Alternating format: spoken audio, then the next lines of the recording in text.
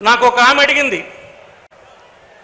అయ్యా నేను సంతలకు వెళ్తాను, బంధువుల ఇళ్ళకు వెళ్తాను, వేరే వేరే గ్రామాలు తిరుగుతాను, అందరూ అడుగుతున్నారు నన్ను, జగన్మోహన్ రెడ్డి పనిచేస్తున్నాడు, పేదలకు ఇచ్చేస్తున్నాడు, పనిచేస్తున్నాడే అంటారు కానీ తినేస్తాడని ఒక్కడు కూడా నాకు అనలేదయ్యా అని మాట చెప్పారు.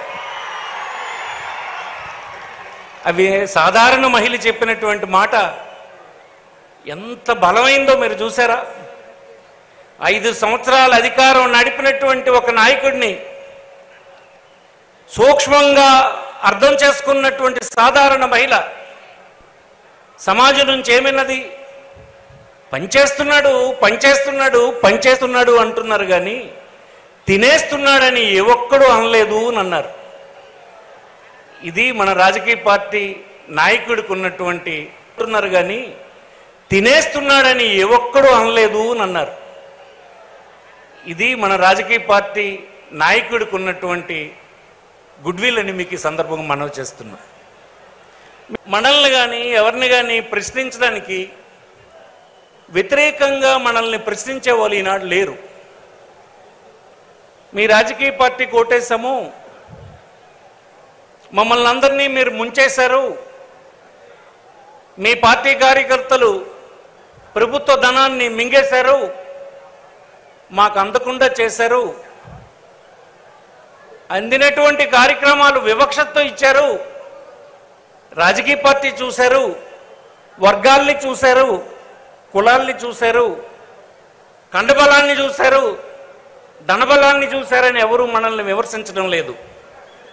దానికి కారణం ఏంటో తెలుసా? నిజాయితీగా మనందరం ఈ 5 సంవత్సరాలు పని చేయడం వలన ఈ గౌరవం ప్రతి వైఎస్ఆర్ పార్టీ కాంగ్రెస్ కార్యకర్తకు గ్రామంలో దక్కిందని ఈ సందర్భంగా నేను మనవి చేస్తున్నాను. గడిచిన 75 సంవత్సరాల కాలంలో ఎవరినాడు కూడా రాజకీయ పార్టీ కార్యకర్త అంటే ఆ గ్రామానికి ద్రోహం చేసేవాడిగా చూశారు. కానీ 5 సంవత్సరాల కాలంలో వైఎస్ఆర్ కాంగ్రెస్ పార్టీ కార్యకర్త అంటే ద్రోహం చేసేవాడిగా ఈనాటికి ఈ 5 సంవత్సరాల్లో ఏ ఒక్కరు కూడా ఏ ఒక్కరిని చెయ్యెత్తి ప్రశ్నించలేదని మీకు ఈ సందర్భంగా మనవి చేస్తున్నాం. అది తేడా అని మీకు మనవి చేస్తున్నాం. మీ అందరికీ ఎన్నికలంటే ప్రజాస్వామ్యంలో యుద్ధాన్ని ఎదుర్కొనేటువంటి వాళ్ళు వీరులు, వైఎస్ఆర్ పార్టీకి చెందినటువంటి వీరులు కొన్ని ఆయుధాలు కలిగి ఉండాలి. నిన్న 2 రోజుల క్రితం 3-4 రోజుల క్రితం మన ప్రతిపక్షానికి చెందినటువంటి నాయకుడు చంద్రబాబు నాయుడు ఊరూరా ప్రచారం చేయిస్తున్నాడు. విద్యుత్ ధరలు విపరీతంగా పెంచారు, ఈ పార్టీ కోటేయకండి అని చెప్తున్నారు వాళ్ళ కార్యకర్తలు. నిజమే, విద్యుత్ ధరలు పెరిగాయి. విద్యుత్ ధరలు పెరగడానికి కారణం ప్రజల అవసరాలు తీర్చడానికి, వినియోగదారుల అవసరాలు తీర్చడానికి దేశవ్యాప్తంగా ప్రైవేట్ ఉత్పత్తిదారుల నుంచి కొన్నటువంటి విద్యుత్తుని మనం సరఫరా చేస్తున్నాం. కొన్నటువంటి విద్యుత్ ధరని యథాతథంగా ప్రజల నుంచి మనం వసూలు చేయాల్సి వస్తుంది. గ్రామాన ఇంటింటా వెళ్ళినటువంటి తెలుగుదేశం కార్యకర్తలు విద్యుత్ ధరలు పెరిగినాయని చెప్తున్నారు. 2 రోజుల క్రితం చంద్రబాబు నాయుడు గారు ఏం చెప్పారంటే ఆయనకు ప్రజలు ఓటేస్తట, ఆయన ప్రభుత్వం మళ్ళీ వస్తట, విద్యుత్ ధరలు పెంచడట. విద్యుత్ ధరలు పెంచకపోవడానికి ఇప్పుడు మనం చేస్తున్న దానికి తేడా ఏంటి చంద్రబాబు గారు అని అడగాలని నేను కోరుతున్నాను మిమ్మల్ని. పెంచడు అంటే ఆయన కూడా తగ్గించడు. దాని అర్థం మీకు అర్థమైందా? పెంచడన్న మాట చాలా మందికి అర్థం కాదు. పెంచడం అంటే ఈనాడు ఈ ప్రభుత్వం చేస్తున్నటువంటి ధరలు సమంజసమైనవే అని చెప్పడం కాదా అని అడుగుతున్నాను నేను. నువ్వు తగ్గిస్తావా చెప్పు. అందుకోసం ఈ మాటలకు విలువ లేదని మనం చేస్తున్నాం. ధరలు పెరిగినాయని ప్రచారం చేస్తున్నారు. నూనె ధర, పప్పు ధర, కిరసన్ ధర, ఆ ధర ఈ ధర పెరిగిందంటారు. మీరు అడగండి, ఈ దేశంలో 29 రాష్ట్రాలు ఉన్నాయి. 29 రాష్ట్రాల్లో రకరకాల పార్టీలు ఉన్నాయి. ఒక్కొక్క రాష్ట్రంలో ఒక్కొక్క రాజకీయ పార్టీకి ఇంకొక ముఖ్యమంత్రి ఉన్నారు. ఆంధ్రప్రదేశ్ కంటే కందిపప్పు నూనె ఇంకొకటో ఏ రాష్ట్రంలో చవగ్గుందని వచ్చినటువంటి తెలుగుదేశం కార్యకర్తల్ని ప్రశ్నించమని మన అభిమానులకి, ప్రజలకి, పౌరులకి మీరు చెప్పాలని మనం చేస్తున్నాం. దేశంలో అన్ని చోట్ల ఆంధ్రప్రదేశ్లో ఉండే ధరలే ఉన్నాయి. కానీ దేశంలో అన్ని రాష్ట్రాల్లో జగన్మోహన్ రెడ్డి ముఖ్యమంత్రి కాదు, వైఎస్ఆర్ పార్టీ పరిపాలిస్తున్న రాజకీయ పార్టీ కాదు. వారికి ఈ విషయాలు తప్ప ఇతర విషయాలు ఆరోపణలు చేయడానికో, మాట్లాడడానికో, విమర్శించడానికో ఆయుధాలు లేని పరిస్థితిలో ఉన్నారు వాళ్ళు. అందుకోసం ఇట్లాంటి మాటలను చెప్పి నచ్చజెప్పాలని చూస్తున్నారు. మనం ఒక వర్గానికి ఇవ్వలేదని చెప్పడం లేదు, ఈ కార్యక్రమం మంచిది కాదని చెప్పడం లేదు. ఏది మంచిది కాదో చెప్పనండి చంద్రబాబుకి. ఇందులో ఏ కార్యక్రమం మంచిది కాదో చెప్పలేరు, ఎక్కడ అన్యాయం జరిగిందో చెప్పలేరు. మనం ఏ వర్గాన్ని చూడడం లేదు. ప్రజలందరినీ మీరు కోరండి. మా పార్టీ వైఎస్ఆర్ కాంగ్రెస్ పార్టీ మళ్ళీ ఎన్నికల్లో మీ సహాయం కోరడానికి వచ్చినటువంటి పార్టీ. ఎన్నడూ వర్గాలుగా చూడలేదు, పార్టీలను చూడలేదు, ఇంటిపైన ఏ జెండా పెట్టారో చూడలేదు, ఇంతకుముందు ఏ పార్టీకి ఓటేశారో అడగలేదు, రేపు ఏ పార్టీకి ఓటేస్తారని కూడా కండిషన్ పెట్టలేదు. ఆ విధంగా వెల్ఫేర్ స్కీమ్స్ ఇచ్చినాము. మాకు పార్టీలు లేవు. పేదవాళ్ళకి సంబంధించి వారి కన్నీరు తొడడం, ఆకలి తీర్చడమే మా పార్టీ. మీరెందుకు పార్టీల కింద ఉండాలనుకుంటున్నారు అన్నది గ్రామాల్లో మీరు ప్రశ్నించాలని ఈ సందర్భంగా నేను కోరుతూ. ఈనాడు తెలుగుదేశం ఏమంటారు? ఎందుకు తెలుగుదేశం? అధికారంలో ఉన్నటువంటి రాజకీయ పార్టీ నువ్వు తెలుగుదేశం అని ఇంకొక వర్గం అని అనుకోవడం లేదు. నీ అవసరాలు తీర్చడానికి నీ అర్హతను ప్రామాణికంగా తీసుకొని నీకు సహాయం చేస్తుంటే ఆ రాజకీయ పార్టీని నువ్వు శత్రువు కింద ఎందుకు చూడాలనే మాట అడగండి. ఈ విధంగా గడిచిన కాలంలో అధికారంలో ఉన్నటువంటి తెలుగుదేశం పార్టీ చేయలే. అందుకోసం ఈ రాజకీయ పార్టీ పరిపాలన ఈ రాష్ట్రంలో ఈ పీరియడ్ చాలా గొప్పదని మీకు మనవి చేస్తున్నాం. 70 సంవత్సరాలు అయింది స్వాతంత్రం వచ్చింది. చాలా వర్గాలు అయ్యో మా తాత చెప్పాడు స్వాతంత్రం వచ్చేస్తే అన్నీ మనకు వనగూరుతాయని చెప్పాడు. మా తాత కాలం అయిపోయింది, తండ్రి కాలం అయిపోయింది, నా కాలం అయిపోయింది, నా కొడుకు పెళ్ళిడికి వచ్చాడు.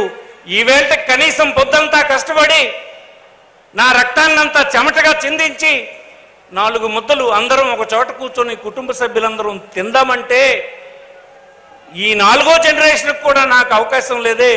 ఏమి స్వాతంత్రం ఇది? ఈ స్వాతంత్రం మా కుటుంబానికి ఏమిచ్చిందని బాధపడుతున్నోడికి ఈవేళ మన రాష్ట్రంలో ఉండేటువంటి వైఎస్ఆర్ కాంగ్రెస్ పార్టీ పాలనలో ఒక ఇల్లు దొరికింది, ఒక స్థలం దొరికింది, ఒక పెన్షన్ దొరికింది, కడుపు నిండా తిండి దొరికింది, కన్నీరు తుడిచాము, సంతోషంగా ఉండేటట్టు చేశాం. ఇది గొప్ప విషయాన్ని మనం చేస్తున్నాం. మీ అందరూ మమ్మల్ని నిర్లక్ష్యం చేశారంటారు, కార్యకర్తలుగా ఈ పార్టీ నిర్లక్ష్యం చేసిందంటారు. కరెక్ట్ కాదు అది. మీరే ఈ పార్టీకి గెలిపించారు, మీ యొక్క చెమటే ఈ పార్టీ అధికారంలోకి రావడం. కానీ మనమే వైఎస్ఆర్ కాంగ్రెస్ పార్టీ కార్యకర్తలే మనందరమే టీడీపీ కార్యకర్తలు మాదిరిగా దోచుకు తిని ఉంటే, ప్రజలకు మోసం చేస్తుంటే ఈవేళ మనందరం ఈ గ్రామాల్లో గౌరవంగా ఉండగలుగుతామా అని అడుగుతున్నాను నేను. ఈ దేశంలో ఏ రాజకీయ పార్టీ కార్యకర్త ఈనాడు మనం ఉన్నంత గౌరవంగా సమాజంలో లేడన్న విషయం నీ హృదయానికి అడుగు, నీకు తెలుస్తుందని నేను మనవి చేస్తున్నాను. ఇతరులు చెప్పే మాటలు మీరు నమ్మొద్దు. రాజకీయాలు అనేవి ఈ సమాజంలో ఉండేటువంటి అనేక రుగ్మతలకి పరిష్కారం కావాలే తప్ప ఒక నిందించేటువంటి స్థితికి ఆ పార్టీ కానీ కార్యకర్తలు కానీ దిగజారే స్థితి ఏ రాజకీయ పార్టీ ఇవ్వకూడదన్నది మన సిద్ధాంతం. ఆ సిద్ధాంతాన్నే మనం ఈనాడు అవలంబించినాం. అందుకే మనందరికీ ఈనాడు గౌరవం ఉందని మనం చేస్తున్నాం. ఇంకొక విషయం మీకు ముగించమని చెప్తాను. అందరూ ఎంతో కొంత వెల్ఫేర్ స్కీమ్స్ పంచారు. కానీ వెల్ఫేర్ స్కీమ్ అందుకున్నటువంటి అర్హులు తనకు కులబలం లేదని, మతబలం లేదని, కండబలం లేదని, డబ్బు లేదని, నా వాడు ఎన్నికైన ప్రజాప్రతినిధి లేడని, నాకు సంబంధించిన అధికారాలు లేవని బితుకుమనే బతికారు ఇంతకాలం. ఒక్క వైఎస్ఆర్ పార్టీలోనే ఈ రాష్ట్రంలో సంక్షేమ కార్యక్రమాలు అందుకుంటున్నటువంటి పేదవాళ్ళు ఎవ్వరికీ తల వంచకుండా, ఎవరికీ భయపడకుండా, ఆత్మవిశ్వాసంతో తలెత్తుకునేటట్టుగా ప్రభుత్వం ఇచ్చే పథకాలని దర్జాగా అందుకునేటువంటి వ్యవస్థ తెచ్చినటువంటి పార్టీ వైఎస్ఆర్ పార్టీ అని ఈ సందర్భంగా నేను మనవి చేస్తూ ఉన్నాను. ఇవన్నీ అనేక విజయాలు దీని వెనుక ఉన్నాయి. మనం ఈనాడు స్థాపించినటువంటి, మనం ఎస్టాబ్లిష్ చేసినటువంటి అనేకమైనటువంటి పరిపాలన సంస్కరణలు ఇంకే ఒక్కరు కూడా వచ్చినా మార్చలేనటువంటి ప్రొసీజర్స్ని మనం ఎస్టాబ్లిష్ చేసాం, ఆ స్టాండర్డ్స్ని ఎస్టాబ్లిష్ చేసాం. దానికి గర్వపడాలే తప్ప ఎవరూ నిరుత్సాహపడొద్దని ఈ సందర్భంగా నేను మనవి చేస్తున్నా.